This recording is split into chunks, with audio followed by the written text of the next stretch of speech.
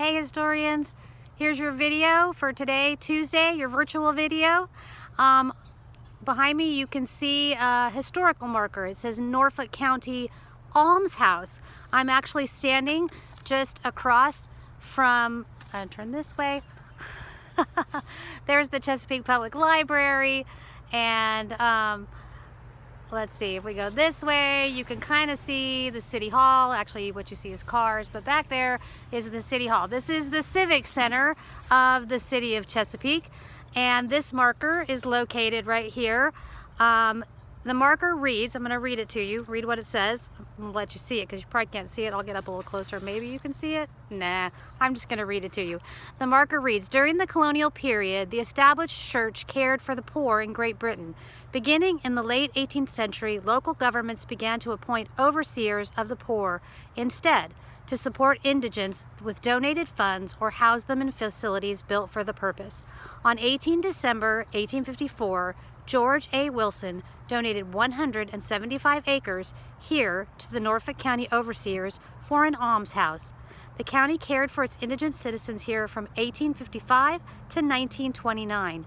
When the facilities closed, the residents were moved to the Norfolk City Home. The City of Chesapeake Civic Center now stands on this site.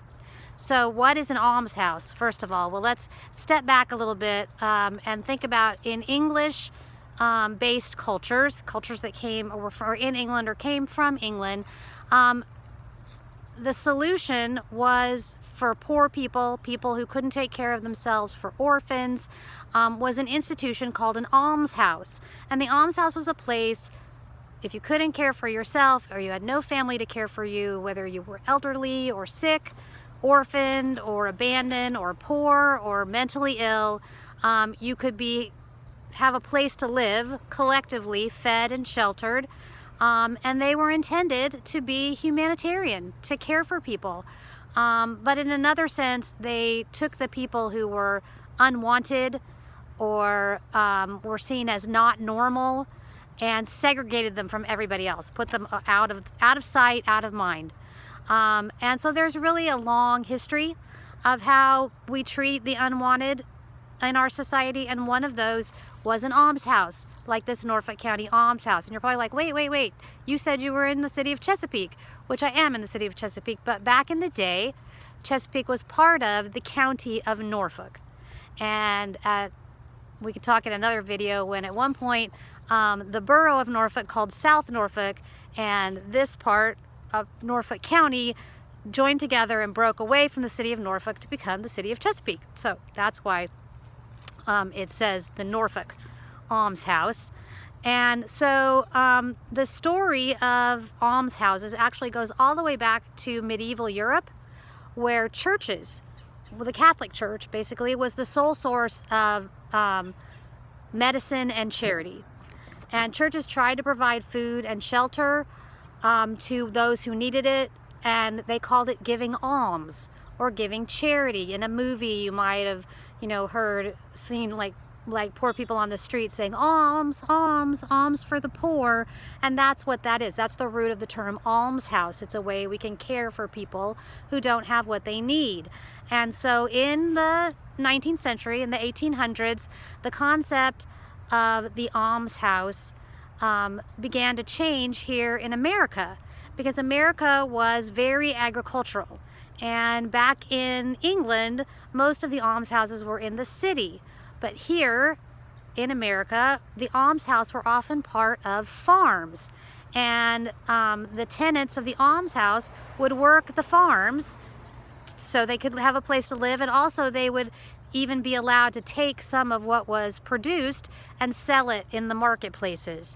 And so that was the great intent. And so actually this land here, all over here where the library is, and over farther where the education building is, and the city hall, all of this was acres and acres of corn. This was a corn farm, or a farm where they grew corn. And so they would allow the residents of the almshouse to take some of that corn to the marketplace and allow them to have some of their own ways to care for themselves. But unfortunately, over time, the almshouses became more like prisons, where there were very extreme rules and people had to behave a certain way or they could be kicked out on the street again, and people were forcibly detained and held if they didn't have a home, and they couldn't leave. So later in the 19th century, reformers began to see that almshouses didn't have to be like a prison. They could be like a place of rehabilitation, and that the goal should be to help people to be better citizens, to get back into normal society, which are great goals, right?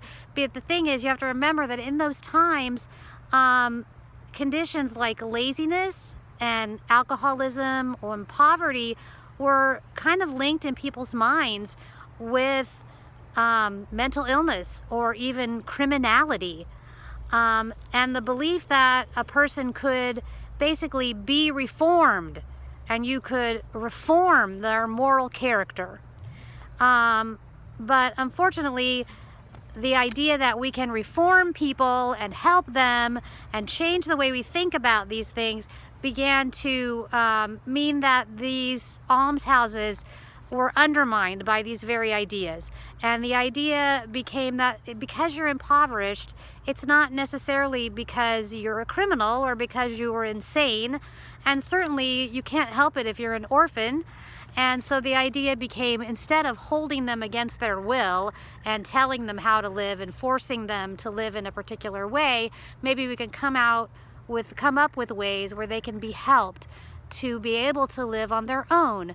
Now, problems like these, whether it's abandoned children, or whether it's children with no families, whether it is someone suffering from alcoholism or addiction, or someone with a mental illness, it's rough helping these people, and we do probably the best, maybe, helping children, but even some of our foster care systems may do harm to children as much as they do good. And oftentimes the solutions that we have for people who have mental illness or who may be addicts or alcoholics, those people don't want those solutions. Sorry, there's a car alarm going off in the background. It's the way it is sometimes. And so we end up with a lot of people now, since we don't have institutions that we put people in for these things against their will, we have a lot of homeless people, people living on the street, often because they are addicts or because maybe they're veterans or people who've been victimized who have PTSD. And so I'm gonna just say to you that we should be compassionate towards people who seem to not have it all together or are living on the street or are struggling. Let's have compassion and see if we can find some ways personally that we can help people in those situations. So that's it for today, and I'll see you in our next video, which will be about the Chesapeake and Albemarle Canal. So you can look forward to that, and bye for now.